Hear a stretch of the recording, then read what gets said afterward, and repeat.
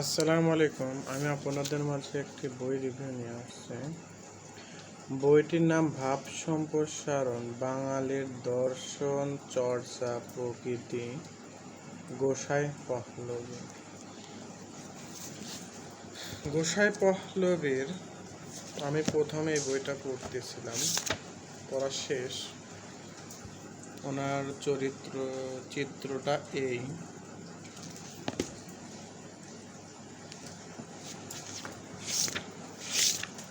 বইটি এখানে উৎসর্গ করা লেখা নেই, আমি আপনাদের এই জিনিসটা পড়ে শোনাচ্ছি। অজ, যার জন্ম হয়নি, শব্দ আত্মার প্রসঙ্গে ব্যবহার করা হয়। যদি বলা হয় আত্মার জন্ম হয়েছে, তবে অজ শব্দটি সকল তাৎপর্য হারায়। সব কিছুই তখন বিনাশশীল হয়ে ওঠে, কারণ যা জন্ম তা মৃত্যু অবধারিত। উপনিষদ, স্বামী লোকেশানন্দ আনন্দ মুন্ডক উপনিষদ, পৃষ্ঠা 394। এই বইতে উপনিষদের কথা আপাতত একটু একটু বলা হয়েছে।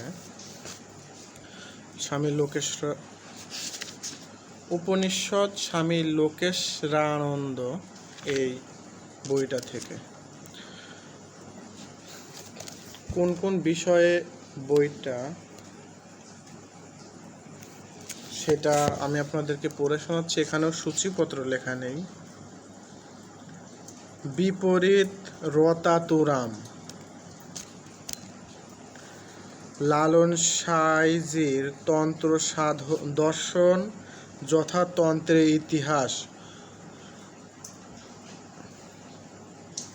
ভক্তিতত্ত্বের খসড়া বয়ান, কর্তার রূপ বা কি রূপে সাঁই বিরাজ করেন, হুমায়ুন আজাদের ধর্ম এবং ধর্ম সম্পর্কিত আলোচনা, শব্দতত্ত্ব বিষয়ক নোট, গোষ্ঠীলীলা বিষয়ক কথাবার্তা। গোষ্ঠীলীলা বইটিতে ইংরেজ কিছু আছে, গোষ্ঠীলীলা আমি জিনিসটা পড়তে পারি নাই। আর গোষ্ঠীলীলা বক্তব্য কথাবার্তা সেগুলা পড়া হয়েছে। আমি আপনাদেরকে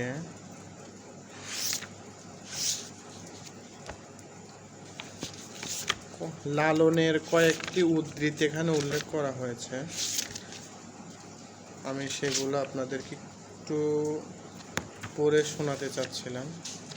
দুই একটা, বেশি নয়, কারণ এতটা এখানে কালিকা চ বঙ্গ এইখান থেকে। সপ্তম তলা ভেদ করে হাওয়ার ঘরে ঢোকা যায়। হাওয়ার ঘরে গেলে পরে অধর মানুষ চেনা যায়। এরকম অসময়ে কৃষি করে মিছামিছি খেটে মরে। গাছ যদিও হয় বীজের জোরে, তাতে ফল কি ধরে? বীজের জোরে তাতে ফল ধরে না।